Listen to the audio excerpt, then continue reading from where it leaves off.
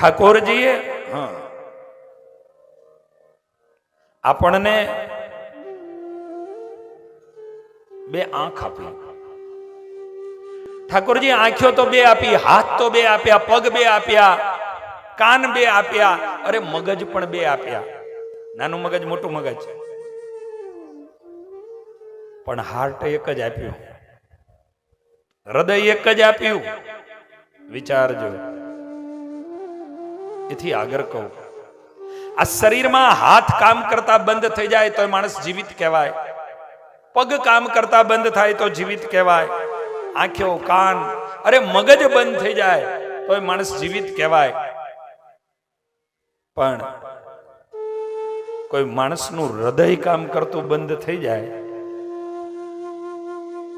પછી જીવિત રે ખરા?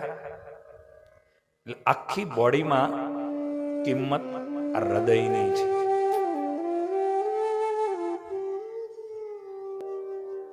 અને એટલા માટે સારા એ ભાગવતજી એના 12 સ્કંદમાં 10મો સ્કંદ એ ઠાકોરજીનું હૃદય છે, માટે એમાં પ્રભુનું પ્રાગટ્ય થયું. પધરાવ્યા, પણ ત્યાં તો હર વ્યક્તિને સ્વપ્ન થવા લાગ્યા. અમારા નંદજીના ત્યાં લાલો ભયો, લાલો ભયો. એ ગોપીઓને સ્વપ્ન થયા, ગોપાલકોને સ્વપ્ન થયા.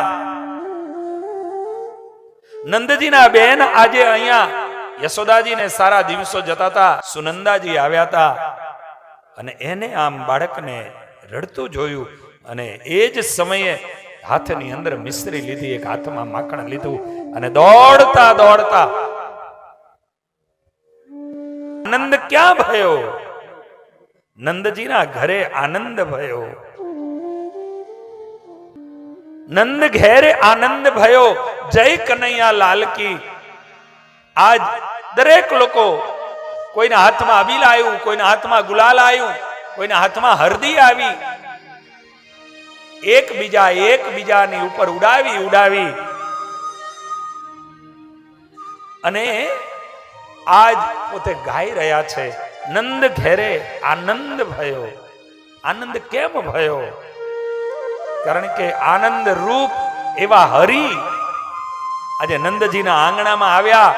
મારા અને તમારા જીવનમાં સુખ આવી શકે, સુખ પ્રાપ્ત થઈ શકે, પણ આનંદ તો પરમાત્માને હૃદયાકાશમાં જ્યારે તમે પધરાવો, પ્રભુની નજીક જ્યારે તમે થાવ ત્યારે આનંદ આવે. અને એટલા માટે આજે હરિ આવ્યા. નંદ ઘેર આનંદ ભયો, જય કનૈયા ગોકુલ में आनंद छायो, जय कन्हैया लाल की. ગોકુલ में आनंद छायो, जय कन्हैया लाल की. आनंद उमंग भया,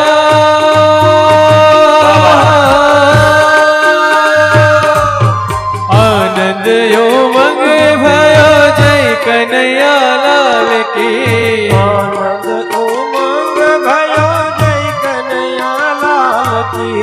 आनंद उमंग भयो, जय कन्हैया लाल की. આનંદ ઉમંગ ભયો, જય કનૈયા લાલ કી. हे जशोदा को लाल भयो, जय कन्हैया लाल की. યશોદા કુલાલ ભયો, જય કનૈયા લાલ. हे जशोदा को लाल भयो, जय हो नंद लाल की. યશોદા કુલાલ ભયો, જય હો નંદલાલ કી.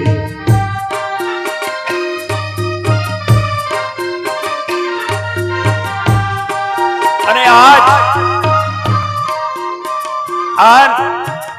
નંદજી આ નંદાલય અને એના આંગણાની અંદર જ્યારે આ દિવ્યતાથી મહોત્સવ અને દરેક લોકો નાચતા કૂદતા આજ ગાઈ રહ્યા છે.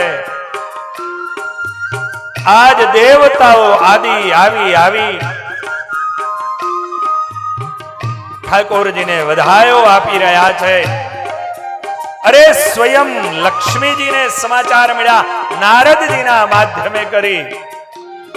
જે સ્વરૂપની સામે બેસી ચરણ ચંપી કરું, મારા ઠાકોરજી આજ બાલ સ્વરૂપે બન્યા છે. અને એ લક્ષ્મીજી આવ્યા,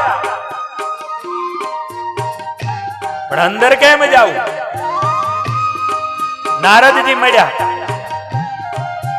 અને એ નારદજી મળ્યા, અને નારદજી મળતાની સંગાથે નારદજીએ કહ્યું, અરે માં, હા, એ લાલનના, એ બાલ રૂપના એ દર્શન કરવા જાવું છે. માં, આવી રીતે નહીં જઈ શકાય. આ કથા અદ્ભુત બતાવે. પરમાત્માને પામવા હોય, પ્રભુની પાસે પહોંચવું હોય, તમારો વૈભવ, તમારી સત્તા, તમારા પદ, તમારા પ્રતિષ્ઠાઓ બધાયને બહાર છોડી અને એક સાચા હૃદયથી ભક્ત બની અને જ્યારે એના શરણે જઈએ ત્યારે ઠાકોરજીના દર્શન થાય છે. ત્યારે ઠાકોરજીની ઝાંખી થાય છે અને ત્યારે જ મળે છે. આજે ત્યારે આ મળે, અને એટલે આવા આમંત્રણો મળ્યા હોય, આવા પ્રસંગો ચાલતા હોય, ઘણા લોકોને આપણે કહીએ, અરે ભાઈ, આવી સુંદર કથા છે, નથી આવવું?